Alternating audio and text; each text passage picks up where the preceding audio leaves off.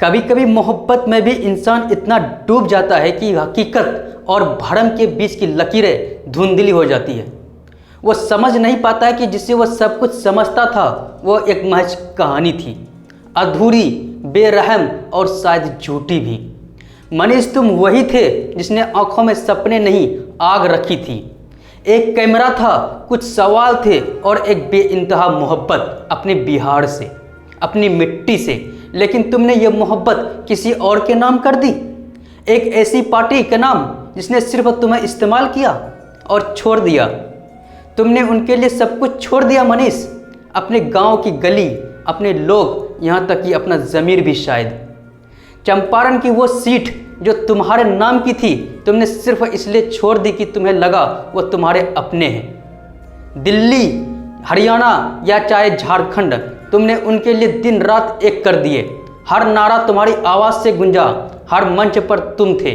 तुमने उनकी मोहब्बत में अपने लोगों की उम्मीदें कुर्बान कर दी। लेकिन मनीष, जब तुम्हारे जिस्म से खून बहा, जब तुम्हारी चीखें आईसीयू की दीवारों से टकराई, तब वो कहाँ थे? ना कोई नेता आया, ना कोई मंत्री, और ना ही किसी ने दो शब्द अफसोस के कहे।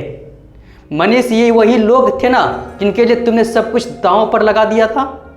जब तुम्हें तमिलनाडु में जेल हुई, जब तुम्हारे के नाम पर NSA का टैग चस्पा किया गया, तब भी तुम अकेले थे। कपिल सिब्बर से सुप्रीम कोर्ट में पूछा गया, एक यूट्यूबर पर NSA क्यों, लेकिन जवाब देने कोई नहीं आया। तुमने सोचा मनोज तिवारी आए, भारत सरकार का वकील है ना, पर वो सब दिखावा था। अगर बीजेपी चाहती तो एक लाइन में तुम्हारा नाम साफ हो जाता, लेकिन मनीष, वो तो चुप थे और उनकी चुप्पी रखी थी। हमें कोई फर्क नहीं पड़ता जब तुम अस्पताल में खून से लथपथ पड़े थे, तब मंगल पांडे तक ने फोन तक करना ज़रूरी नहीं समझा। क्या इतनी सी भी इंसानियत नहीं बची थी? जब एक गरीब आदमी पर मार पड़ती है, मीडिया चीखती है, तब भी सिस्टम नहीं जागता। लेकिन जब मनीष कश्यप पर हमला होता है, जो खुद बीजेपी का चेहरा बन चुका था, तब भी नहीं। मनीष, मोहब्बत एक तरफा हो तो इंसान टूटता नहीं बल्कि मजबूत होता है।